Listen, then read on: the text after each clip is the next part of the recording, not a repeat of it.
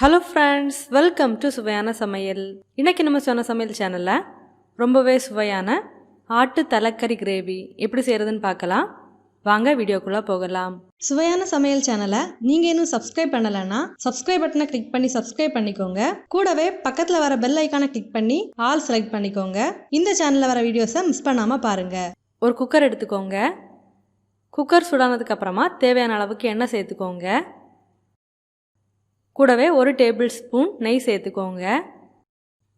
எண்ணெய் லைட்டாக சூடானதுக்கப்புறமா கொஞ்சமாக பட்டை சேர்த்துக்கோங்க.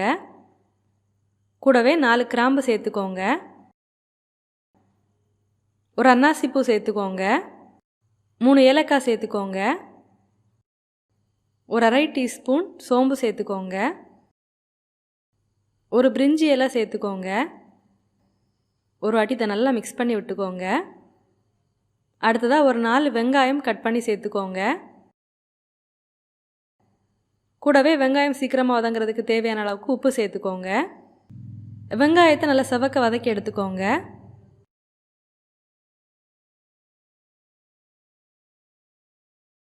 வெங்காயம் வதங்கும் போதே உங்கள் காரத்துக்கு ஏற்ப பச்சை மிளகாவை லைட்டாக கீறி விட்டு சேர்த்துக்கோங்க.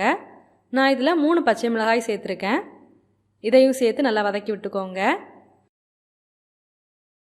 ஆட்டோட கொழுப்பு இருந்தது அப்படின்னா தேவையான அளவுக்கு எடுத்து வெங்காயம் வதங்கும் போதே சேர்த்துக்கோங்க. சேர்த்து நல்லா வதக்கி விட்டுக்கோங்க. இந்த மாதிரி சேர்த்து வதக்கி விடும்போது அதில் இருக்கிற நெய்யும் உருகி வரும்.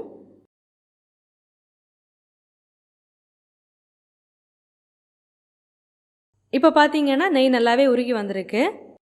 வெங்காயமும் நல்லா சிவந்து வர ஆரம்பிச்சாச்சு. இப்போது இதில் 1½ டேபிள் ஸ்பூன் இஞ்சி பூண்டு விழுது சேர்த்துக்கோங்க. சேர்த்துட்டு இஞ்சி பூண்டு விழுதோட பச்சை வாசனை போகிற அளவுக்கு இதை நல்லாவே வதக்கி விட்டுக்கோங்க. இஞ்சி பூண்டு விழுதோட பச்சை வாசனை போனதுக்கப்புறமா 2 தக்காளி கட் பண்ணி சேர்த்துக்கோங்க. தக்காளியும் நல்லா வதக்கி விட்டுக்கோங்க.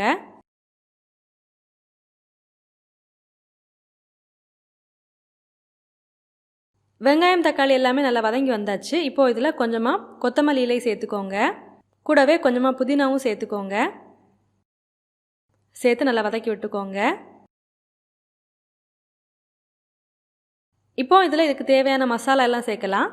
ஒரு 1/4 டீஸ்பூன் மஞ்சள் தூள் சேர்த்துக்கோங்க.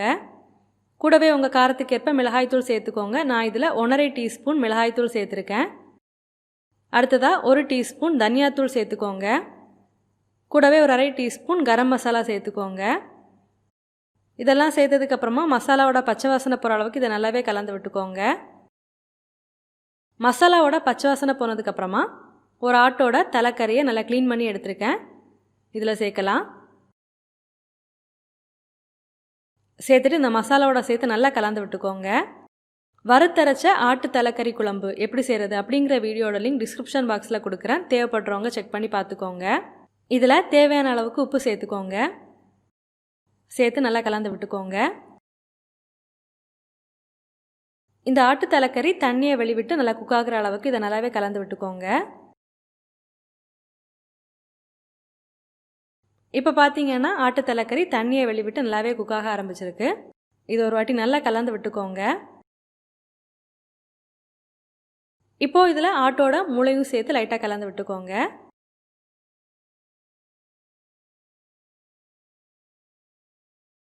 அடுத்ததாக இந்த தலக்கறியை வேக வைக்கிறதுக்கு தேவையான அளவுக்கு தண்ணி சேர்த்துக்கோங்க. இந்த ஆட்டு தலக்கறி குழம்பு பார்த்தீங்கன்னா கொஞ்சம் கெட்டியாக இருந்தால் தான் நல்லாயிருக்கும். அதுக்கேற்ற மாதிரி பார்த்து தண்ணி சேர்த்துக்கோங்க. இதை நல்லா கொதிக்க விடலாம். இப்போ பார்த்தீங்கன்னா இது நல்லாவே கொதிக்க ஆரம்பிச்சாச்சு. இப்போ குக்கரை மூடி மிதமான தீயில் ஒரு 7லேருந்து 8 விசில் விட்டு வேக வச்சு எடுக்கலாம். நீங்கள் உங்கள் குக்கருக்கு ஏற்ற மாதிரி விசில் விட்டு வேக வச்சு எடுத்துக்கோங்க. குக்கரோட ப்ரெஷர் ரிலீஸ் ஆகியாச்சு. இப்போ இதை ஓப்பன் பண்ணி பார்க்கலாம். பாருங்கள், எண்ணெயெல்லாம் பிரிஞ்சு ரொம்பவே சூப்பராக வந்திருக்கு. நம்மளோட சுவையான ஆட்டு தலக்கறி கிரேவி ரெடி ஆகிடுச்சு. நீங்களும் இந்த மாதிரி செஞ்சு பாருங்கள். செஞ்சு பார்த்ததுக்கப்புறமா உங்கள் கமெண்ட்ஸை மறக்காமல் எங்களோட ஷேர் பண்ணுங்கள். இந்த வீடியோ உங்களுக்கு யூஸ்ஃபுல்லாக இருந்துச்சு அப்படின்னா உங்கள் நண்பர்களோட பகிர்ந்து கொள்ளுங்கள். நீங்கள் இன்னும் நம்ம சுவையான சமையல் சேனலை சப்ஸ்கிரைப் பண்ணலைன்னா மறக்காமல் சேனலை சப்ஸ்கிரைப் பண்ணிக்கோங்க. இந்த மாதிரி சுவையான ஒரு ரெசிபியோட நான் உங்களை சந்திக்கிறேன். அது வரைக்கும் சுவையா சமைங்க, சுவையா சாப்பிடுங்க. நன்றி.